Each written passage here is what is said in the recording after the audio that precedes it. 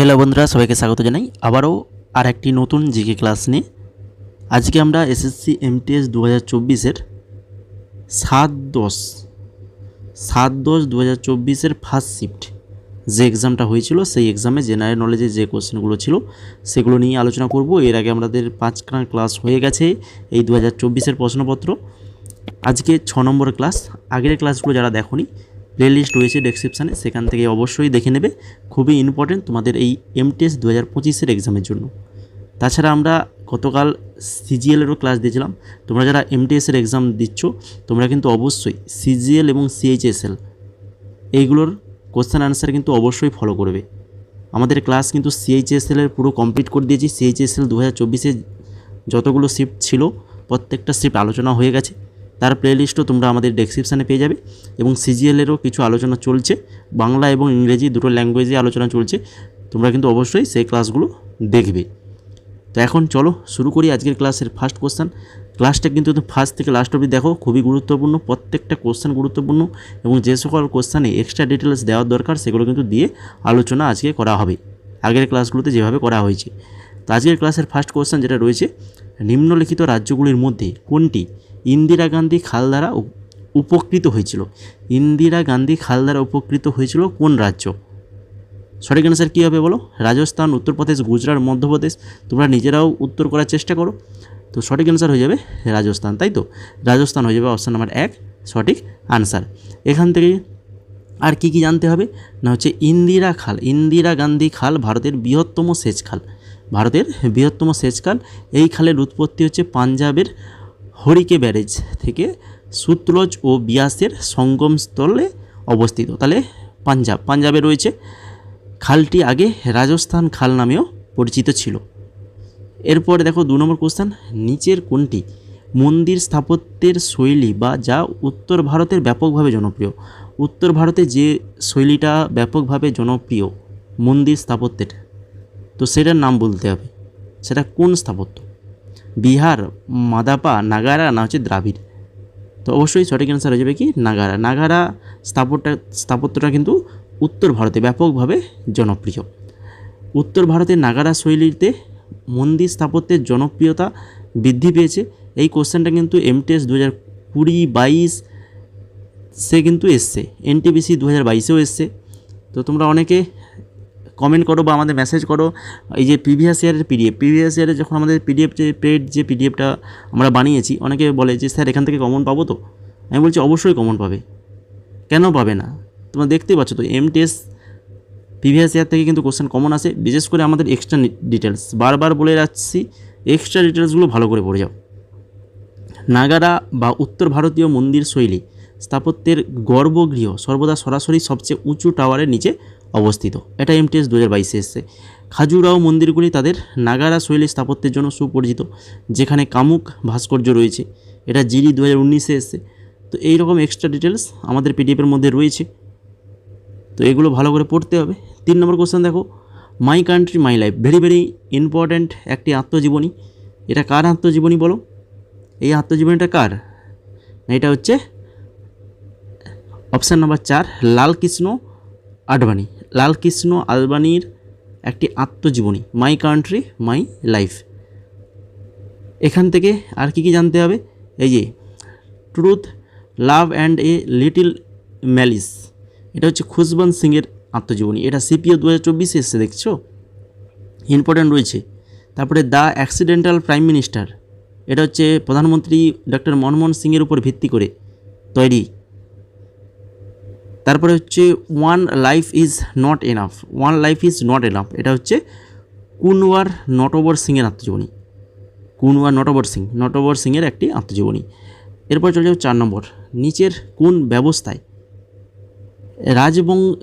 রাজস্ব সংগ্রহ এবং জমিদারের পরিবর্তে গ্রামের প্রধানকে দেওয়া কোম্পানিকে পরিশোধ করার দায়িত্ব ছিল?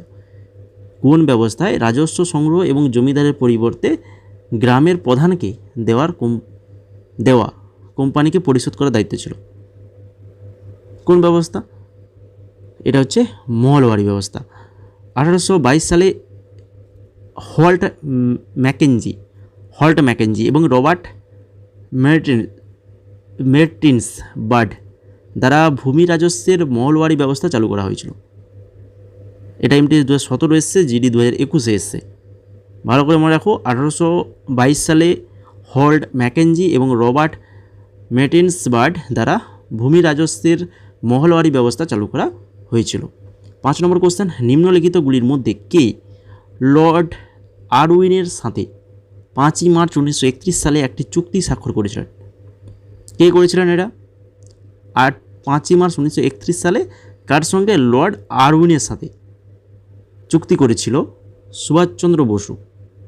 সুভাষচন্দ্র বসু চুক্তি করেছিল, এটা ভুল, সঠিক অ্যান্সার হবে মহাত্মা গান্ধী। মহাত্মা গান্ধী চুক্তি করেছিল। সেই চুক্তিটা কী চুক্তি বলো দেখি? মহাত্মা গান্ধী আর যে লর্ড আরউইনের যে মধ্যে যে চুক্তিটা হয়েছিল, গান্ধী আরউইন চুক্তি। হ্যাঁ, যারা ভেবেছো ঠিক, একদম সঠিক ভেবেছো, গান্ধী আরউইন চুক্তি স্বাক্ষরিত হয়েছিল কবে? 1931 সালে 5ই মার্চ। খুবই ইম্পর্টেন্ট, জিডি 2024 এসছে। গান্ধী আরউইন চুক্তি ভারতের আইন অমান্য আন্দোলনের সাথে যুক্ত ছিল। এটা এসএসসি জিডি 2019 এসছে। আমরা জিডি 2024-এরও কিছু শিফট আলোচনা করেছি, কিন্তু সেগুলো কিন্তু অবশ্যই দেখে নেবে। 2024-এ যে সকল ক্লাসগুলো আমরা করিয়েছি, মানে প্রিভিয়াস কোশ্চেনগুলো, সে এসএসসি জিডি হোক, সিএইচএসএল হোক, সিজিএল হোক, অবশ্যই তোমরা সেই ক্লাসগুলো দেখবে। আর তোমাদেরকে বলে রাখি, আমাদের যে প্রাইভেট টেলিগ্রাম গ্রুপ রয়েছে, যারা পিডিএফ পারচেজ করছো, সেখানে কিন্তু নোটস দিচ্ছি।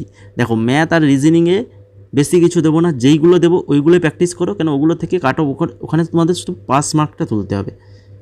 কাট অফটা হয় এই জিকে এবং ইংলিশের উপর, তো জিকে এবং ইংলিশের উপর ভালো করে জোর দাও, এগুলোই ভালো করে পড়াশোনা করো। জিকেতে আমরা যা দিয়েছি পিডিএফ এবং আমরা যা দেব ওইখানে টেলিগ্রাম গ্রুপে, প্রাইভেট যে গ্রুপ রয়েছে, এইগুলো পড়াশোনা করো। এবং ইংলিশে যেটা দিয়েছি যে পিডিএফ, ওই পিডিএফ প্লাস আমরা রিসেন্ট তোমাদের কালকে সিনোনিম আর ইডিয়মসের কিছু দিয়েছি, তো আরও কিছু দেওয়া হবে। তো এইগুলো পড়াশোনা করো, এইগুলো জিকে এবং ইংলিশ, এগুলোতে বেশি করে জোর দাও। 6 নম্বর কোশ্চেনটা দেখো কী রয়েছে, একটি নদী যখন তার মাঝামাঝি পথে থাকে তখন নিচের কোন ল্যান্ডস্কেপ তৈরি করতে পারে? একটা নদী যখন তার মাঝামাঝি পথে থাকে তখন নিচের কোন ল্যান্ডস্কেপ তৈরি করতে পারে? সঠিক অ্যান্সার হবে মিয়েন্ডার তৈরি করে সেখানে। নদীর মুখোমুখি নদী দ্বারা আনা পলি ত্রিকোণাকার জমা হওয়ার ফলে বদ্বীপ তৈরি হয়, এটা তো জানো তোমরা, যে ত্রিকোণাকার সৃষ্টি হয় সেটা বদ্বীপ। এটা এমটিএস 2019 এসছে। 7 নম্বর কোশ্চেন দেখো, নিচের কোন পর্বতশৃঙ্গটি হিমালয়ের একটি অংশ? কোন পর্বতশৃঙ্গ যেটা হিমালয়ের একটি অংশ? তো সেটা হচ্ছে কামেট পর্বতশৃঙ্গ। নিচের কোনটি ভারতের নাগরিকদের মৌলিক কর্তব্যের লক্ষ্যগুলির সাথে সম্পর্কিত নয়? মৌলিক কর্তব্য ভেরি ভেরি ইম্পর্টেন্ট। তো এগুলো মৌলিক কর্তব্যের লক্ষ্যগুলির সাথে সম্পর্কিত নয়, যেটা সেটা বলতে পারছে, তো সেটা হচ্ছে যে সাহস বা কারেজ, এটা সম্পর্কিত নয়। বাকি সংরক্ষণ, প্রিজার্ভ, লালন আর হচ্ছে সম্মান, এগুলো কিন্তু মৌলিক কর্তব্যের সাথে যুক্ত সম্পর্ক রয়েছে। কোন দল 2023 সালে মহিলা এশিয়ান হকি চ্যাম্পিয়ন ট্রফি জিতেছে? 2023-এ মহিলা এশিয়ান হকি চ্যাম্পিয়ন ট্রফি কোন দল জিতেছে? এটা জিতেছে আমাদের ভারত জিতেছে।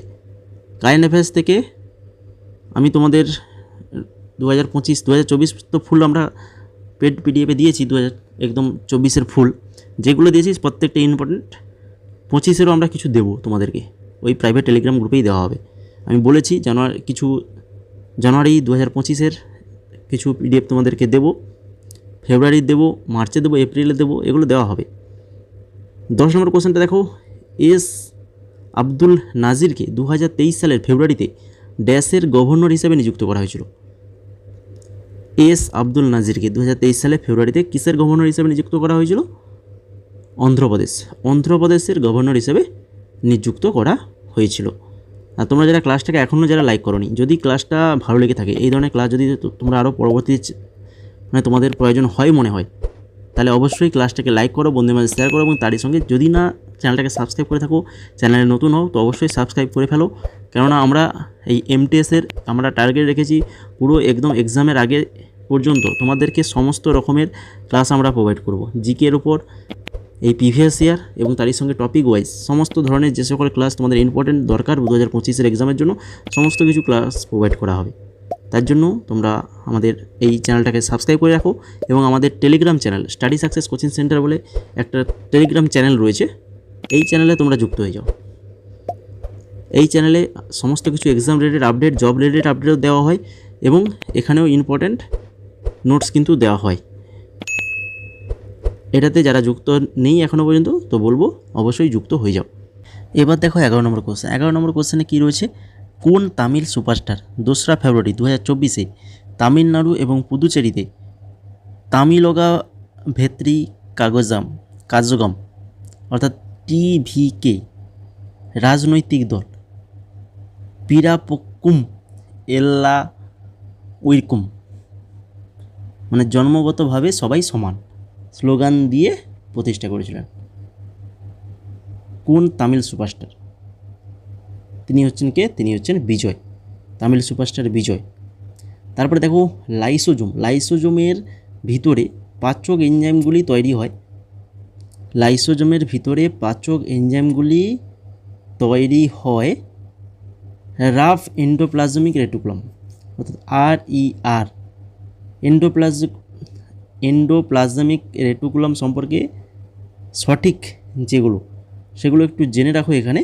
এটি পর্দার আবদ্ধ নল এবং পাতগুলির একটি বড় নেটওয়ার্ক। এটি গঠনে কোষ পর্দার অনুরূপ।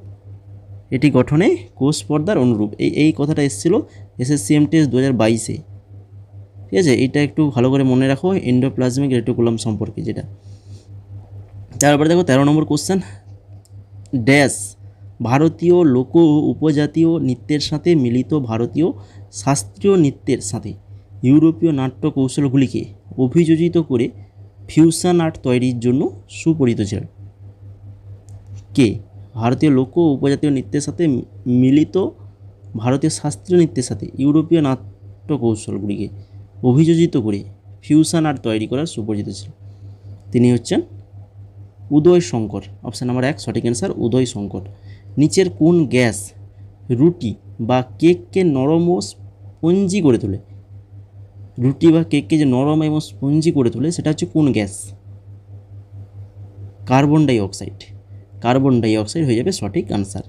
তারপরে দেখো ত্রয়োদশ শতাব্দীর বিখ্যাত ভেনিস পর্যটক কে কেরালা ভ্রমণ করেছিলেন? বলো কোন পর্যটক কেরালা ভ্রমণ করেছিলেন? ত্রয়োদশ শতাব্দীর বিখ্যাত ভেনিস পর্যটক তিনি হচ্ছেন Marco polo. Marco polo option number 2 সঠিক আনসার। ত্রয়োদশ শতাব্দীতে দেখতে পাচ্ছ এগুলো, দেখো আমি এইগুলো তোমরা একটু দেখে নাও। এগুলো প্রত্যেকটা তো আলোচনা করা এখন সম্ভব নয়, ক্লাসটা বড় হয়ে যাবে। ত্রয়োদশ, চতুর্দশ, পঞ্চদশ, ষোড়দশ তোমরা ভিডিওটা পজ করে দেখে নিতে পারো। সপ্তদশ পর্যন্ত পুরো দিয়ে দিয়েছি একদম। তারপরে দেখো 16 নম্বর কোশ্চেন, নগদ রিজার্ভ অনুপাত অর্থাৎ ক্যাশ রিজার্ভ রেশিও কী? নগদ রিজার্ভ অনুপাত কী? এটা হচ্ছে আমানতের শতাংশ যা একটি ব্যাংকে কেন্দ্রীয় ব্যাংকের কাছে নগদ সংরক্ষণ হিসাবে রাখতে হবে। ঠিক আছে, আমানত শতাংশ যা একটা ব্যাংকে কেন্দ্রীয় ব্যাংকের কাছে নগদ সংরক্ষণ হিসাবে রাখতে হবে। তারপরে দেখো নগদ রিজার্ভ অনুপাত অর্থ সরবরাহ নিয়ন্ত্রণের একটি পরিমাণগত হাতিয়ার। তারপরে 17 নম্বর সরহুল। সরহুল হলো আদিবাসীদের একটি কৃষক উৎসব। সরহুল যা মূলত ভারতের ড্যাশ রাজ্যে পালিত হয়। এই সরহুল যে উৎসব একটা আদিবাসীদের কৃষক উৎসব, এটা কোন রাজ্যে পালিত হয়? তো এটা হয়ে থাকে ঝাড়খণ্ড রাজ্যে। এখান থেকে যেগুলো জানতে হবে, এভাবে কোশ্চেন আসতে পারে যে কোন উপজাতিরা এই ঝাড়খণ্ডের কোন উপজাতিরা উদযাপন করে এই উৎসবটা? না হচ্ছে ওরাংউ, মুন্ডা, হু এই সকল উপজাতি। বা এরকম কোশ্চেন আসতে পারে যেটা কোন মাসে হয়, হিন্দু বর্ষপঞ্জিকার কোন মাস?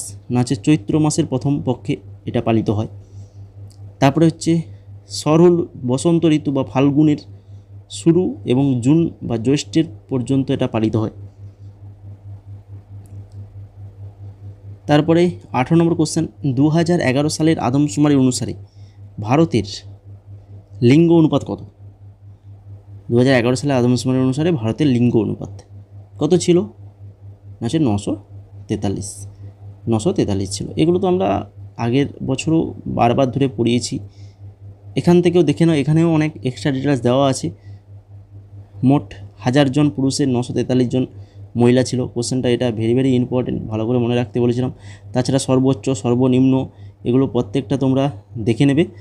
তারপরে দেখো 19 নম্বর কোশ্চেন, কলামণ্ডলম কৃষ্ণনারায়ণ ভারতের নিচের কোন শাস্ত্রীয় নৃত্যের একটি উল্লেখযোগ্য ব্যক্তিত্ব ছিলেন?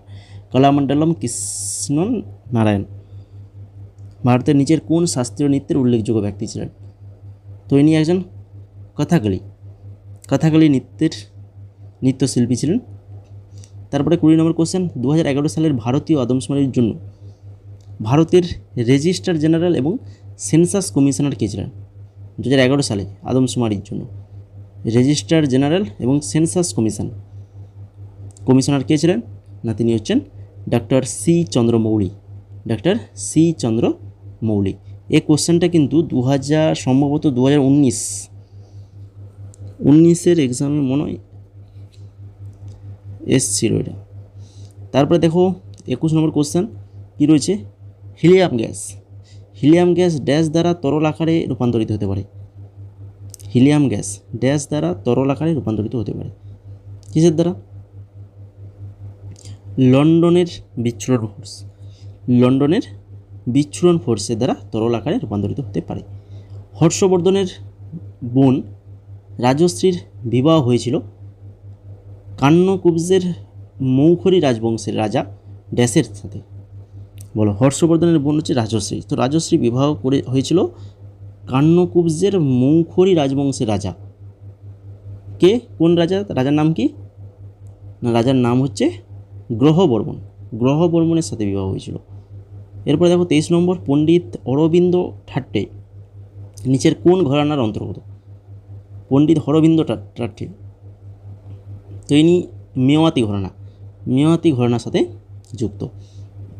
1982 সালে ফুটবলের জন্য নেহেরু কাপ ইভেন্টের উদ্বোধনী বছরে কোন দল প্রথম সংস্করণের বিজয়ী হিসাবে আবির্ভূত হয়েছিল? 1982 সালে ফুটবলের জন্য নেহেরু কাপ ইভেন্টের উদ্বোধনী বছরে কোন দল প্রথম সংস্করণের বিজয়ী হিসেবে আবির্ভূত হয়েছিল? সঠিক অ্যান্সার অপশান নাম্বার 3, উরুগুয়ে হয়ে যাবে সঠিক অ্যান্সার। উরুগুয়ে 1982 সালের প্রথম নেহেরু কাপ ফুটবল টুর্নামেন্ট জিতেছিল। ফাইনালে চীনকে 2-0 গোলে হারিয়েছিল। ঠিক আছে, প্রথম সংস্করণ যেটা কলকাতায় অনুষ্ঠিত হয় এবং নেহেরু কন্যা প্রধানমন্ত্রী ইন্দিরা গান্ধী উদ্বোধন করেছিলেন। আর 25 নম্বর কোশ্চেন, ভেরি ইম্পর্টেন্ট কোশ্চেন রয়েছে, শুধু এটা এক্সট্রা ডিটেলস এখানে মনে রাখবে তোমরা। এটা আসারও চান্স রয়েছে, 2023 কাইন্ড অ্যাফেয়ার্স হতে পারে। নিম্নলিখিতগুলির মধ্যে কে 10ই অক্টোবর 2023 তারিখে রাজ্যসভার পদাধিকার চেয়ারপারসন? 2023 সাল তারিখে রাজ্যসভার পদাধিকারী চেয়ারপারসন তিনি হচ্ছেন জগদীপ ধনকর হয়ে যাবে এখানে সঠিক অ্যান্সার অপশান নাম্বার 4। কিন্তু এখানে এক্সট্রা ডিটেলসটা একটু ভালো করে দেখে রাখো। ফার্স্ট যেটা রয়েছে দেখো, ভারতের রাষ্ট্রপতি হলেন রাজ্যসভার পদাধিকার বলে চেয়ারম্যান।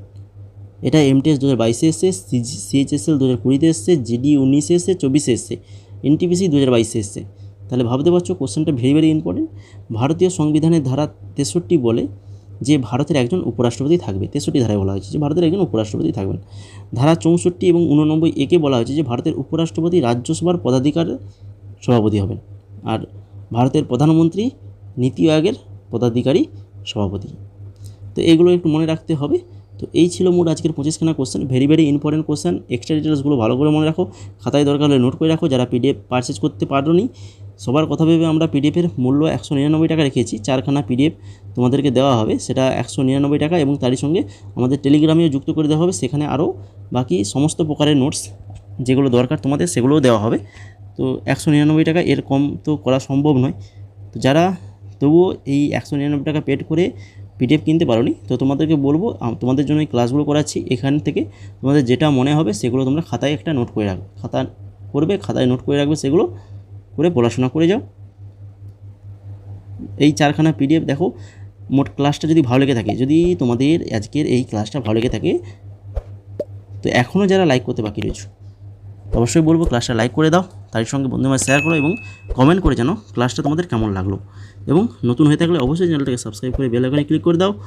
আর দেখো এই যে 4খানা PDF, তোমরা যারা এই PDF নিতে আগ্রহী, এই তোমাদের জন্য 4খানা PDF রয়েছে। 2019-24 প্রিভিয়াস ইয়ার স্ট্র্যাটেজিকে, যেখানে 14খানা টপিকের উপর ইম্পর্টেন্ট 14খানা টপিক, যে টপিক থেকে SSC MTS এর এক্সাম কোশ্চেন আসে, সেই সকল টপিক দেওয়া হয়েছে। কারেন্ট অ্যাফেয়ার্স 2024 ফুল দেওয়া হয়েছে এবং ইংলিশ দেওয়া হয়েছে 2000 MCQ ইংলিশ PDF দেওয়া হয়েছে। মোট 4খানা PDF থাকবে। এই 4খানা PDF মিলে 199 টাকা। এবং তারই সঙ্গে তোমাদেরকে ওই প্রাইভেট টেলিগ্রামে গ্রুপ জয়েন করে দেওয়া হবে। সেখানে ইংলিশ মানে 4টা সাবজেক্ট, তোমাদের এমটিএসসি যে 4টা সাবজেক্ট, ইংলিশ, জিকে, তারপরে হচ্ছে ম্যাথ এবং রিজনিং, প্রত্যেকটা টপিকের নোটস ওখানে দেওয়া হবে, বাকি ফ্রিতে। এবং সিএইচএসএল আমাদের পিডিএফ রয়েছে, সিএইচএস পিডিএফ মাত্র 49 টাকা, যেখানে 2300 এমসিকিউ পাবে উইথ এক্সট্রা ডিটেলস। বোঝা গেল? তো এই হচ্ছে, যদি তোমরা কেউ নিতে চাও পিডিএফ, তাহলে এই নাম্বারে হাই লিখে মেসেজ করো।